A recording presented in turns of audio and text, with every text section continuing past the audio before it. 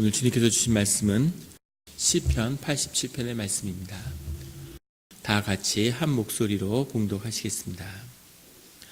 그의 터전이 성산에 있으며 여호와께서 야곱의 모든 거처보다 시온의 문들을 사랑하시는도다. 하나님의 성이여 너를 가리켜 영광스럽다 말하는도다. 나는 라합과 바벨론이 나를 아는 자 중에 있다 말하리라. 보라, 블레셋과 두로와 구스여 이곳들도 거기서 났다 하리로다.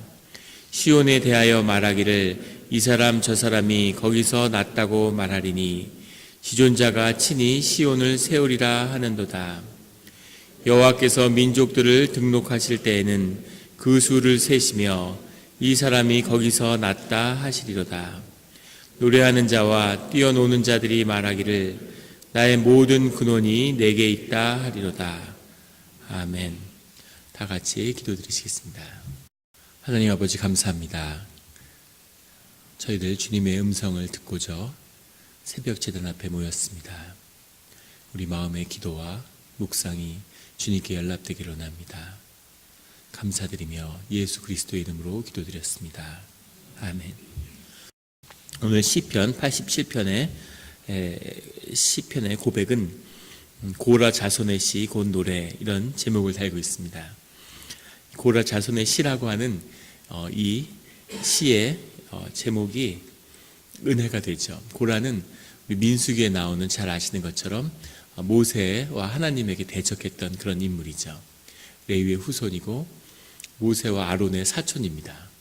계속해서 모세의 뜻을 거스르고 그 리더십을 계속 위협하는 그런 역할을 하게 되죠. 하나님의 뜻이 분명히 드러났는데도 계속 거역을 하고, 또 신기한 것은 이 고라를 따르는 사람들이 많이 있었다는 겁니다. 그런데 하나님이 한 번에 이 고라와 그를 따르는 자들을 다 땅에 그냥 매립시켜 버리시는 거죠.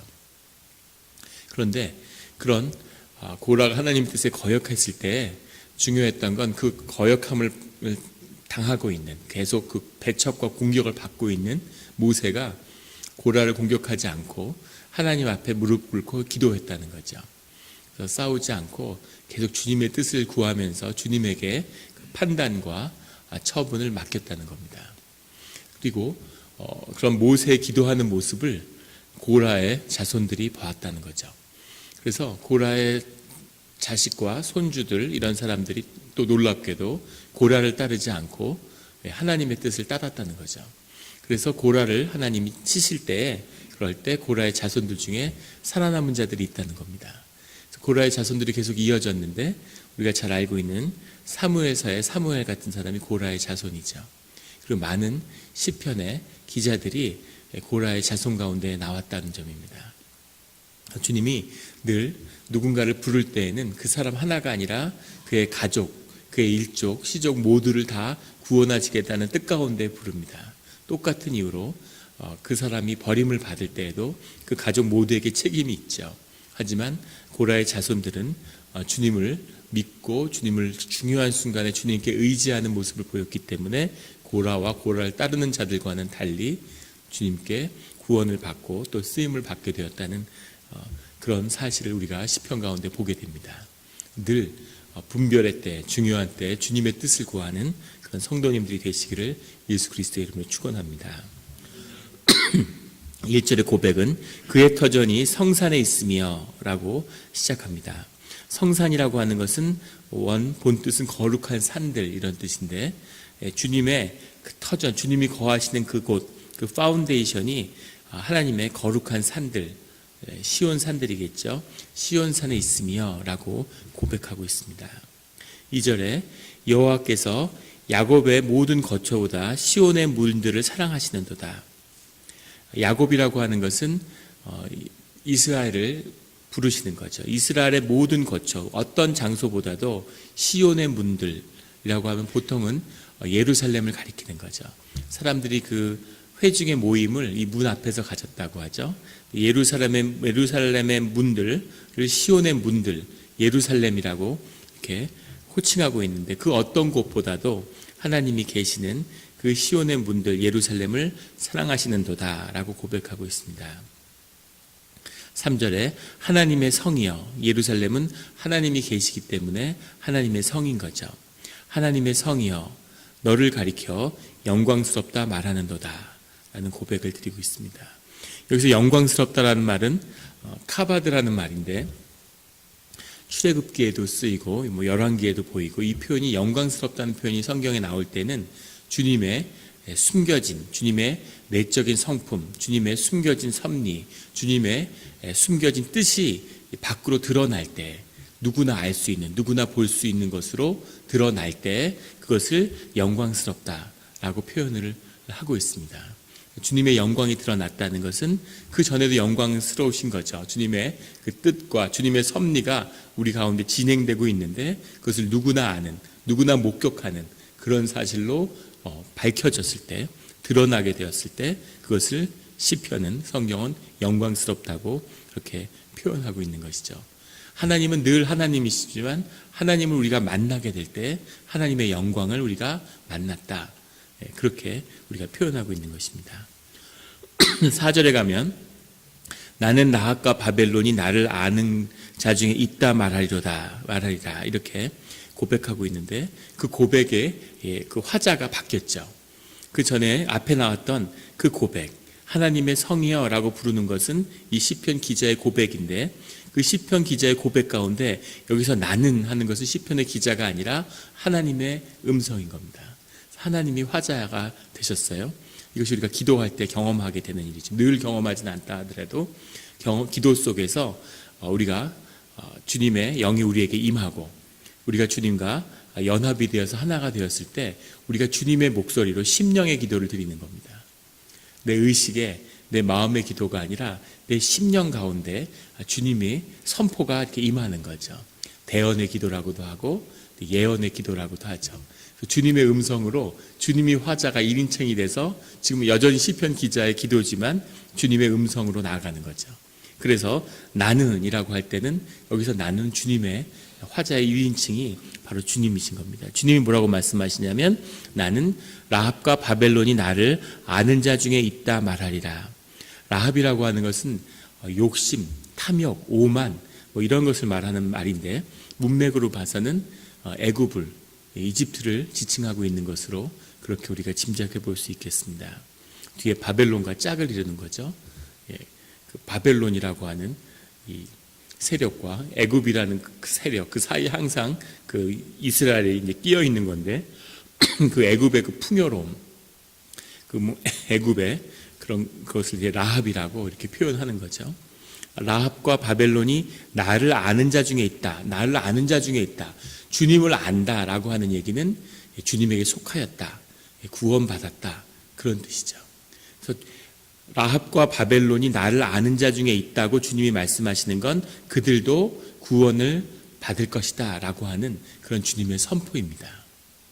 이방인들이지만, 주님을 모르는 자들이지만 그들이 나를 아는 자 중에 있다라고, 구원받을 것이다 그들도 라고 주님이 말하신다는 거죠.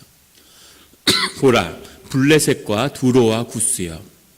블레셋은 이스라엘과 유다가 있으면 그 북쪽에 존재하고 있는 나라죠. 블레셋 북동쪽에. 그리고 두로는 그 남쪽에 있는, 남동쪽에 있는 나라입니다. 구스는 이제 애굽 밑에 있는 지금의 에티오피아를 지칭하는 것으로 그렇게 보죠. 그 이스라엘과 이스라엘 둘러싸고 있는 이 나라들, 그 나라들, 이것들도 거기서 났다. 거기라고 하는 건 앞에 나온 시온의 문들, 예루살렘인 거죠. 예루살렘에서 났다 하리로다. 앞으로 두로도, 그 블레셋도, 구스도, 라합도, 바벨론도 다 구원을 받게 될 것이다 라고 하는 그 고백입니다. 주님의 선포시죠. 주님이 모든 열방을 다 주님이 구원하시겠다, 모든 열방을 주님이 주님의 뜻 가운데 다시 살리시겠다 라고 하는 주님의 선포입니다. 이런 시편의 고백을 봐도 이방을 향한 모든 그 주님이 지으신 피조물을 향한 주님의 구원의 뜻이 분명히 있음을, 그것을 위해서 이스라엘이 쓰임을 받는 것임을 우리는 볼 수 있죠. 5절에 시온에 대하여 말하기를 이 사람 저 사람이 거기서 났다고 말하리니.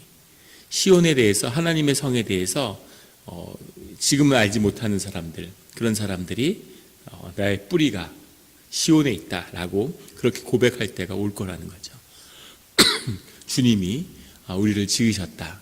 주님이 나의 아버지시다라고 하는 그런 고백들이 임할 거라는 겁니다. 이게 지금 우리에게는 아주 자연스럽게 다가오는 그런 고백이지만 이 시편 기자가 이 고백을 들을 때는 엄청난 이야기인 거죠. 상상할 수 없는. 그런데 이 말씀이 주님의 뜻 가운데 역사 가운데서 성취되었음을 또 성취되어 가는 것을 우리가 보게 됩니다.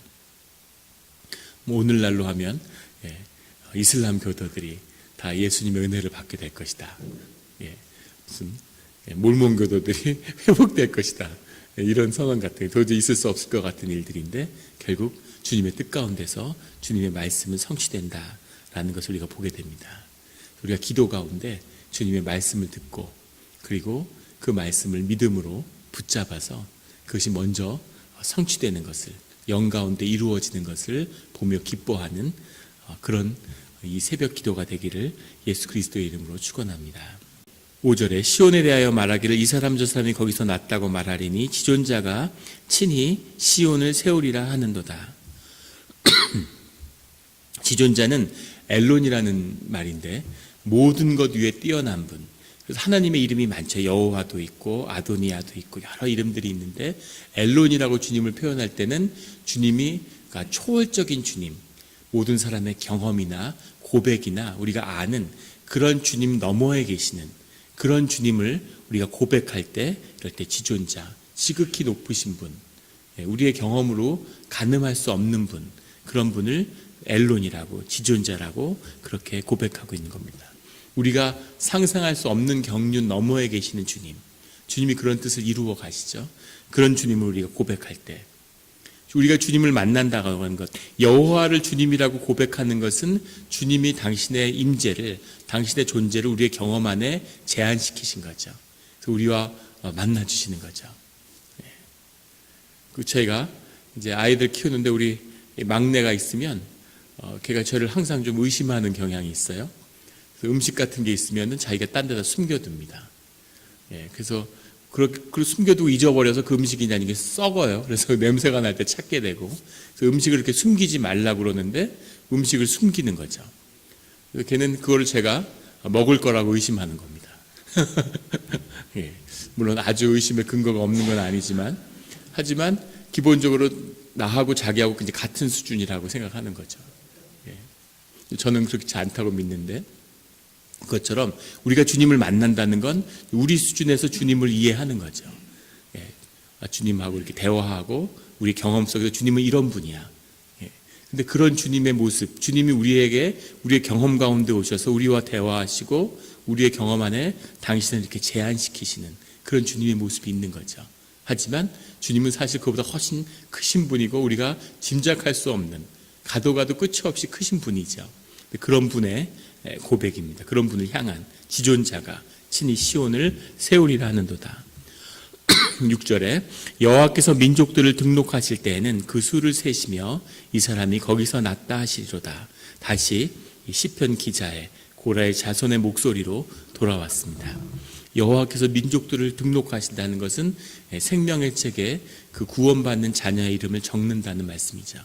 그 구원을 받을 때 이 사람이 바로 거기 시온의 문들 예루살렘에서 났다 그렇게 말씀하실 거라는 거죠.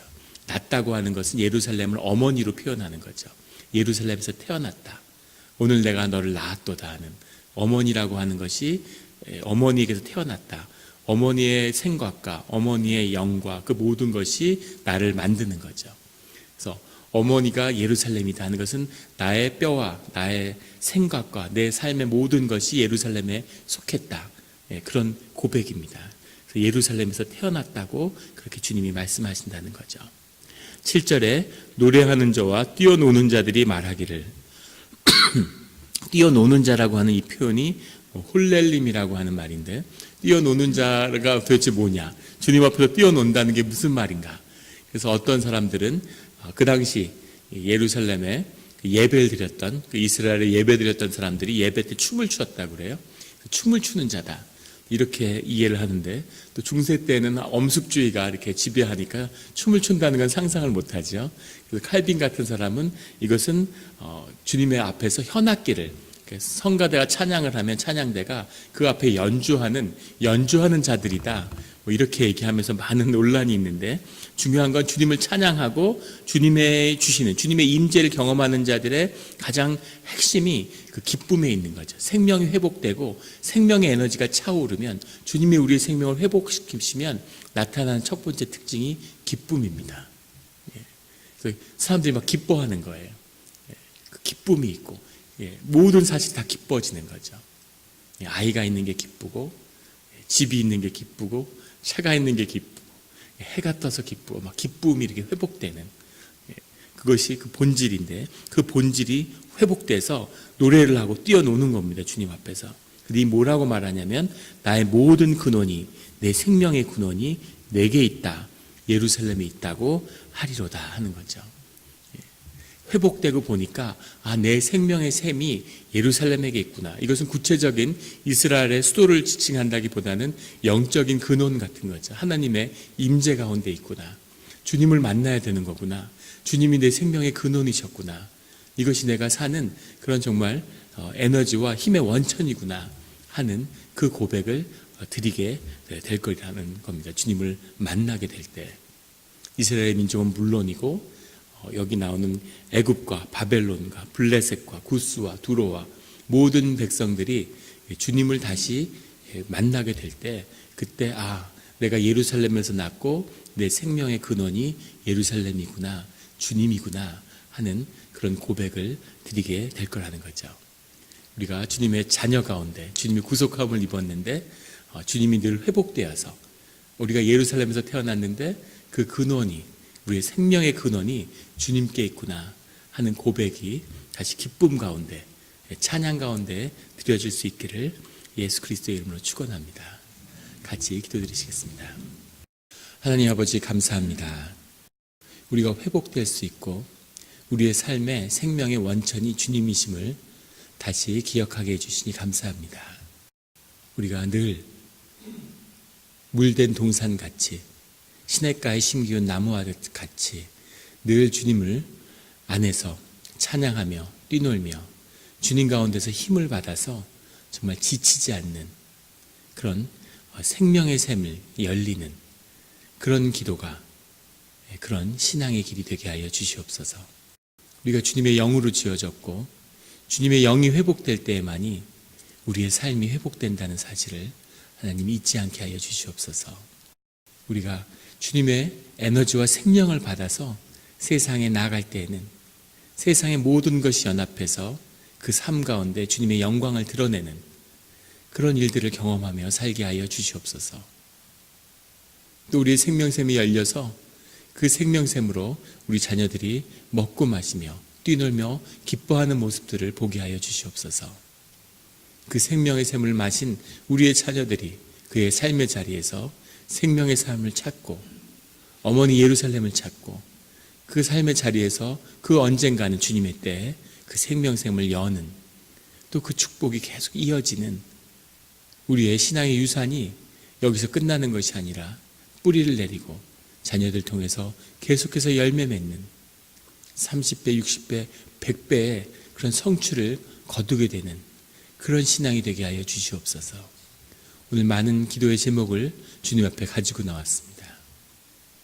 어려움도 있고 고난도 있고 아픔도 있고 수치도 있습니다.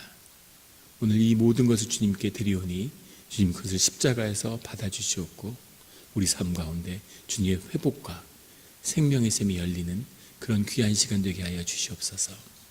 구원의 뜻이 주님 가운데 있음을 믿습니다.